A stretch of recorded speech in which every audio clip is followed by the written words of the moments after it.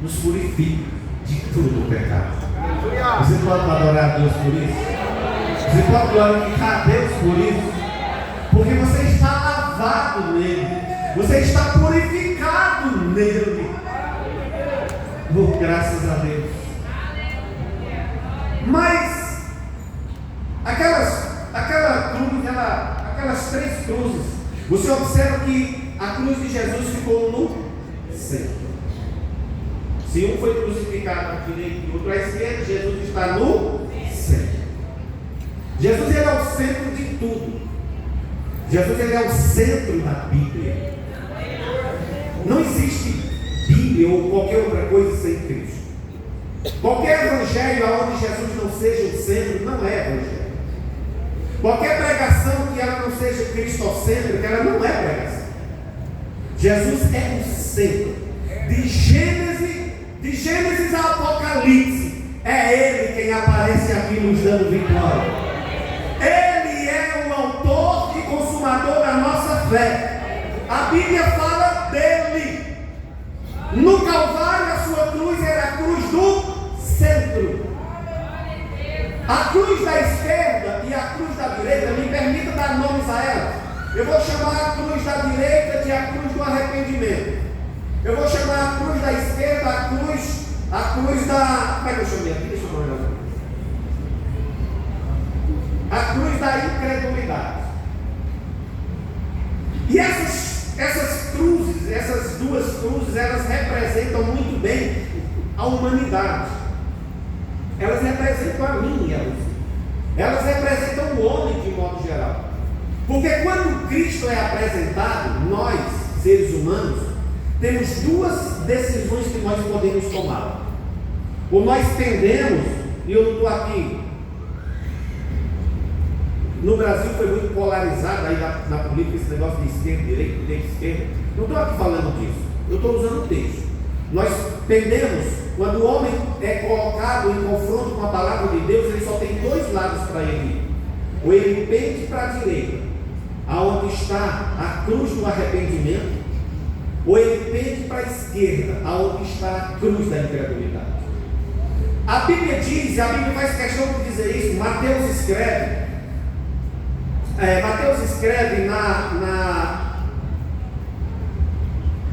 Mateus escreve, eu queria te dar um versículo e um capítulo. Tudo bem. Mateus escreve no capítulo 27, versículo 44, e Marcos, no capítulo 15, no versículo 32, que os dois malfeitores zombavam de Jesus. Os dois. Você vai encontrar isso nesse capítulo e versículo que eu te falei. À medida que Jesus foi preso na cruz e foi crucificado junto com eles se acharam que ali eram três malfeitores. A Bíblia já apontava Isaías no seu ministério profético 700 anos antes de Cristo nascer, já havia dito que Jesus seria contado com os transgressores, com os malfeitores. Isso está em Isaías capítulo 53 e no versículo 12, diz, e ele foi contado com os transgressores. Então, quando alguém passava embaixo, naquela estrada que dava acesso a Jerusalém, alguém olhava para cima e contava, 1, 2, 3 cruzes, e eles diziam, ali está 3 malfeitores, e todo mundo deneava a cabeça, e todo mundo balançava a cabeça, e todo mundo dizia bem feito. O livro de Isaías diz que nós o reputávamos por aflito, ferido de Deus e oprimido. Olha como é que Israel via Jesus. Eles viam dizendo que Deus estava oprimindo, que Deus estava maltratando, porque alguma coisa ele tinha feito. Porém, no julgamento de Jesus nós vemos Pilatos, que era o procônsul, o governador romano na época. Pilatos afirmou por 3 vezes no seu julgamento, dizendo, não acho nesse homem culpa alguma, esse homem não fez nada de morte. Então Jesus foi contado com os transgressores, mas termina o versículo de Isaías dizendo, mas ele pelos transgressores intercedeu. Aí que está, diz que como Mateus e Marcos relatam, os 2 malfeitores zombavam de Jesus. Você sabe que em volta formou-se ali um misto de gente que acompanhou a crucificação. Ali tinha soldados, ali tinha religiosos, ali tinha curiosos, Basta você ver quando acontece um acidente em qualquer canto aqui, fica assim, gente. Né? Os curiosos. Então, quando Jesus estava lá, há essas classes, os soldados, a gente comum, os religiosos, inclusive os malfeitores, todos zombavam dele. Todos diziam: não és tu o Cristo, desce da cruz. Se você descer da cruz, nós creremos que você é quem diz ser, nós cremos que você é o Cristo. A Bíblia diz que eles zombavam de Jesus, mas os malfeitores estavam ao lado. E a Bíblia diz que um deles, a tradição católica dá nome aí, mas é tradição, não vamos se importar para isso. A Bíblia diz que o que estava à direita se chamava Dimas, e o que estava à esquerda se chamava Gestas. Isso é tradição. Não vamos aqui ficar dando nome às bois, porque o relato bíblico não diz. Mas à medida que aquele moço que estava crucificado com Jesus à direita, ele foi vendo, e durante essas 6 horas da crucificação, Jesus falou apenas 7 vezes, 7 ou 8 vezes, não é fim, foram 8 vezes. Jesus falou 8 vezes, e eles ouviram Jesus dizendo: Pai, perdoa-os porque não sabem o que fazem. Eles ouviram Jesus dizendo outras palavras, junto à cruz, dizendo para João: eis aí tua mãe, e dizendo para ele: eis aí teu filho, e falando: Deus meu, porque o Senhor me desamparou. Então Jesus falou, acho que foram 8, se não me engano, 8 palavras que ele falou durante essas 6 horas, porque não era fácil falar. O crucificado, ele não conseguia falar direito, eles gritavam. Por isso que você vai ver a expressão bíblica que diz assim, que Jesus, com grande esforço, ou com grande brado, Jesus gritou: Deus meu, porque tinha que fazer uma força muito grande para tirar o peso do corpo de cima daqueles caras. Era uma coisa terrível. Mas entendamos aqui, durante essas 6 horas de crucificação, um daqueles homens começou a pensar, a refletir, e ele veio a reconhecer de que Jesus era quem dizia ser. Aquele homem, vamos voltar agora para o outro lado, antes desse aqui, enquanto aquele zombava, aquele não se arrependia, ele representava um tipo da humanidade que se mantém rebelde a Deus, que se mantém resistente à palavra de Deus. Infelizmente existem pessoas assim, que quando você aponta o caminho, elas desprezam, elas menosprezam, elas zombam, elas gargalham, elas usam de desdém, e elas não querem nada com Cristo. Sabe por quê? Porque o Evangelho, ele exige de nós um alto preço a ser pago. Jesus disse que o preço do discipulado não é meia ou não é um pouquinho, mas é toda a sua vida. Jesus não nos aceita por detalhes. Jesus não diz: Elisão, você pode ser meio meu, ele não aceita. Eu tenho que ser todo dele. Você precisa ser todo do Senhor. Amém? Paulo diz: eu já estou crucificado com Cristo e vivo, não mais eu, mas Cristo vive em mim. Isso é uma vida toda dedicada, uma vida toda de dedicação. Então aquela cruz da esquerda representa a cruz da rebeldia, representa a cruz da falta de arrependimento, representa a cruz da rebeldia. É o lado de que as pessoas que afrontam a Deus, que zombam da palavra, que elas permanecem. A Bíblia diz que elas estão debaixo da ira de Deus. Mas aquele homem que no decorrer do tempo crucificado ao lado de Jesus, ele é tomado por um espírito de arrependimento. Olha que coisa linda. E ele agora começa a repreender o outro. Não dá para a gente imaginar aqui, ou dá para a gente imaginar?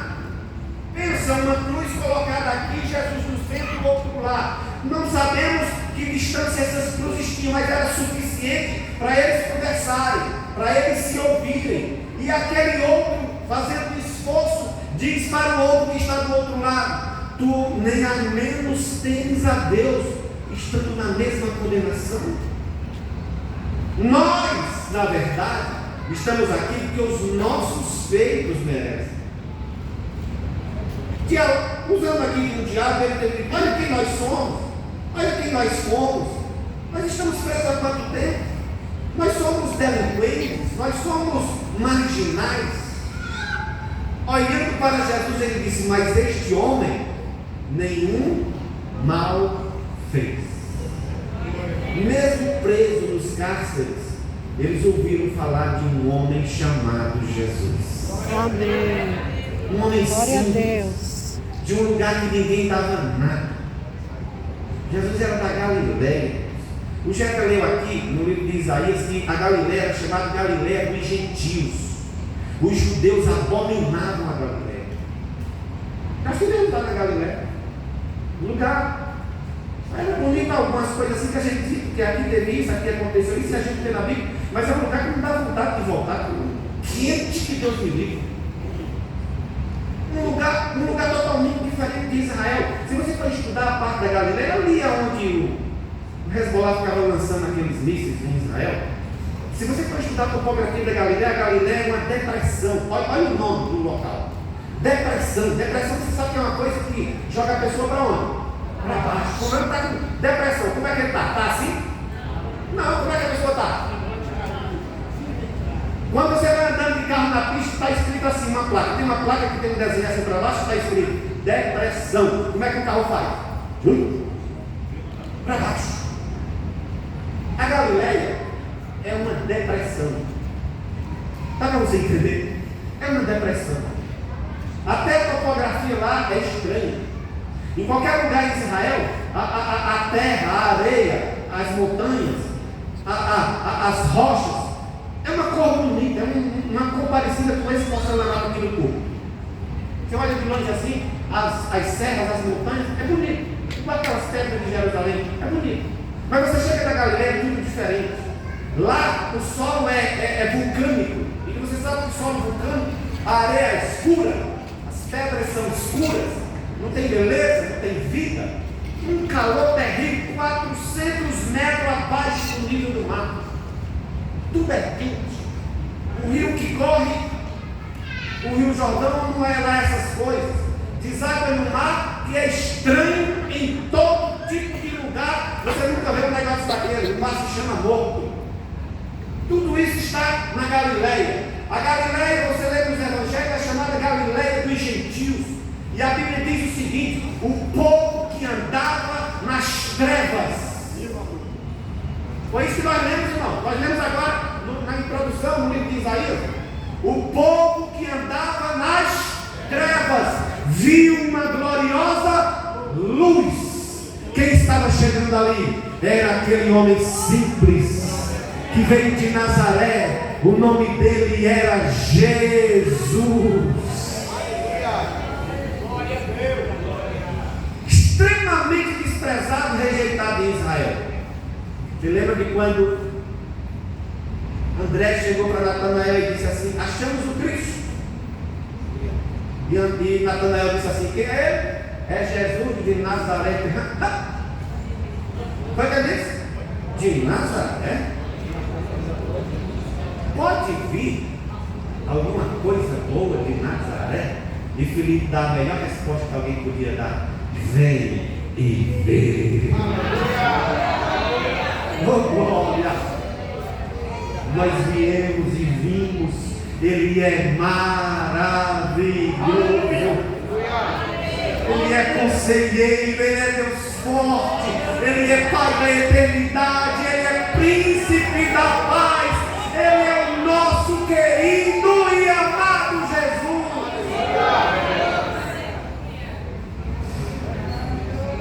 Então a cruz da esquerda é a cruz da incredulidade, a cruz da direita é a cruz do arrependimento. Aquele ladrão reconheceu a Deus. Ele, versículo 40 do Evangelho de Lucas, ele reconheceu a Deus, ele reconheceu a sua culpa, ele disse: os nossos feitos merecem. Olha, irmãos, o primeiro estágio para um pecador ser perdoado é ele aceitar que é um pecador. Qual é o primeiro estágio para um médico curar uma doença?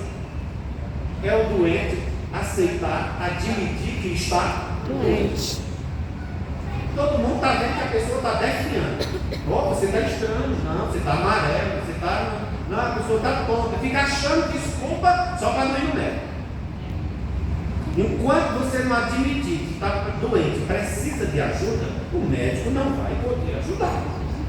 Da mesma forma, acontece com o pecador. Enquanto o pecador não se achar pecador, enquanto ele não se identificar pecador, enquanto ele não souber que é pecador, olha a diferença desse homem aqui, ó. Nós estamos aqui porque os nossos feitos merecem. Ele está dizendo assim: eu mereço estar na cruz. Mas esse aí, nenhum mal fez. E agora, ele olha para Jesus e diz: Senhor, lembra-te de mim quando entrares no teu reino. Oh meu Deus, irmão. Aleluia! Quando a gente chegar lá na glória, nós vamos conhecer esse camarada. Sortudo. Que diferença que fez. E se eu tiver uma oportunidade, eu vou dizer para ele: rapaz, tu escapou. 45. Já nos acréscimos. Que felicidade para aquele homem. Já que ia morrer, que felicidade para aquele homem morrer ao lado de Jesus. Que privilégio. Mas ele reconheceu quem ele era, reconheceu quem era o Senhor. E aí veio arrependimento. E consequentemente veio salvação. Você que já disse sim para Jesus, você está do lado direito da cruz de Jesus. Você que disse sim para Jesus, você está representado naquela cruz do arrependimento. Quando o Evangelho chegou aos seus ouvidos, quando você ouviu a palavra de Deus, você decidiu sim para Cristo. E Jesus está dizendo para você: mesmo hoje mesmo você vai estar comigo no paraíso. Entenda de uma coisa: a nossa salvação é segura, a nossa salvação é firme, porque fiel e justo é aquele que nos prometeu. Aleluia. A cruz do meio, nem preciso dizer, ela é a cruz do amor. A cruz da direita é a cruz do arrependimento. A cruz da esquerda é a cruz da incredulidade. E a cruz do centro é a cruz do amor. Foi lá que Deus te encontrou. Ninguém pode chegar a Deus se não passar pela cruz do meio. Entenda, todos nós nascemos pecadores. Isso é por natureza. Nós não pecamos, nós não somos pecadores porque pecamos. Não. Nós pecamos porque nós somos pecadores. Isso é de natureza. O salmista Davi disse: eis que em iniquidade eu fui formado e em pecado me concedeu a minha mão. Então, nós já nascemos prontos para pecar. Nasceu uma vez, disse Jesus em João capítulo 3: é necessário nascer de novo. Tem que passar por um novo nascimento. E esse novo nascimento veio quando você ouviu o Evangelho e quando você levantou a sua mão ou dobrou seu coração e disse sim para Jesus. Na cruz de Jesus brota perdão. Na cruz de Jesus brota amor. Na cruz de Jesus brota reconciliação. Que maravilha! E é justamente isso que nós vamos celebrar na noite de hoje. Jesus instituiu a Santa Ceia para que você nunca se esqueça: você é amado, você é amada, você é querido. Você nunca vai ser desprezado, você nunca vai ser rejeitado. A cruz do centro é a cruz do amor do Pai que deu seu Filho. Mas não nem compensava assim. Aliás, compensa porque o versículo ali, João 3,16, é o texto áureo da Bíblia Sagrada. Todo mundo sabe de cor, porque Deus amou o mundo de tal que deu seu Filho para que todo aquele que nele crê não pereça, mas tenha a vida eterna. Romanos 5,8, Paulo disse: mas Deus prova o seu amor para conosco em que Cristo morreu por nós, sendo nós ainda. É o amor do Pai. O amor do Pai está derramado naquela cruz do centro, na cruz do meio, na cruz de Jesus. Mas lá também é a cruz do amor do Filho. Olha que coisa linda, não era só o Pai que estava amando, era o Filho que estava amando. Jesus não foi na cruz porque foi obrigado a ir. As pessoas, irmãos, tendem a imaginar que Jesus não tinha a opção de, se não quisesse, morrer. Sim. Jesus não foi coagido a morrer. Ele morreu porque quis morrer. Não foram as legiões romanas poderosas que mataram Jesus. Não. Pedro, quando puxou a espada tentando defender Jesus, Jesus disse assim: guarda a tua espada, Pedro. Isso no Getsemane ainda. Se eu quisesse, meu Pai enviaria o quê? Uma legião de anjos. E eles lutariam por mim, como mesmo que Jesus disse para Pilatos no julgamento: Pilatos, o meu reino não é deste mundo. Se o meu reino fosse desse mundo, os meus servos pelejariam por mim. Não se preocupa. Eu não vim tomar tua cadeira, eu não quero tua coroa. O meu reino não é deste mundo, o meu reino é espiritual. Para Pedro ele disse: uma legião de anjos viria ao meu socorro, Pedro. Tu acha que eu precisava dessa espadinha?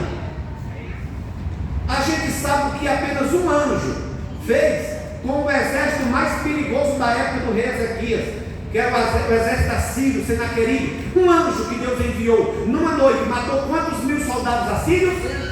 185 mil, irmão. E se a população do Gama homem, mulher, criança, velho, ancião, joga todo mundo com espada, um anjo matou todo mundo, sobrou mais de 20 mil. Um anjo. E Jesus disse: se eu quisesse, o Pai enviaria uma legião.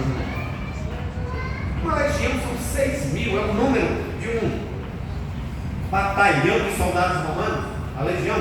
Então, 6 mil anjos, para que esse exagero? Então Jesus não morreu porque eles mataram Jesus. A gente vê pessoas por aí dizendo: oh Jesus, que pena Jesus, me mataram o bichinho. Não! Jesus se entregou na cruz para salvar você do seu pecado. Ele se entregou por amor. Ele disse: ninguém tem maior amor do que este, o de dar. É dar. Dar é dar, meu irmão, é presente. Ninguém tem maior amor do que este, de dar alguém a vida pelos seus irmãos. Então, a cruz do meio é a cruz do amor. Para terminar, eu quero citar aqui 2 frases. Uma de Agostinho, um dos pais da igreja. Agostinho falando sobre esse amor de Deus. Agostinho disse o seguinte: Agostinho definiu o amor dizendo assim: Deus ama tanto a cada um de nós, como se não existisse ninguém mais a quem Deus pudesse dar o seu amor. Será uma definição do amor de Deus de um dos pais da igreja? Agostinho viveu no início do século I. E Martinho Lutero, muito conhecido por nós, nosso reformador, ele disse: Deus é um forno ardente, tão cheio de amor, que todo o céu e toda a terra estão envolvidos pelo seu calor. Que coisa linda, né? Então esse é o amor de Deus. Sinta o abraço dele, sinta o aconchego de Deus. Quando o inimigo de sua alma começar a acusar você, relembre-se de que Jesus morreu no seu lugar por amar você.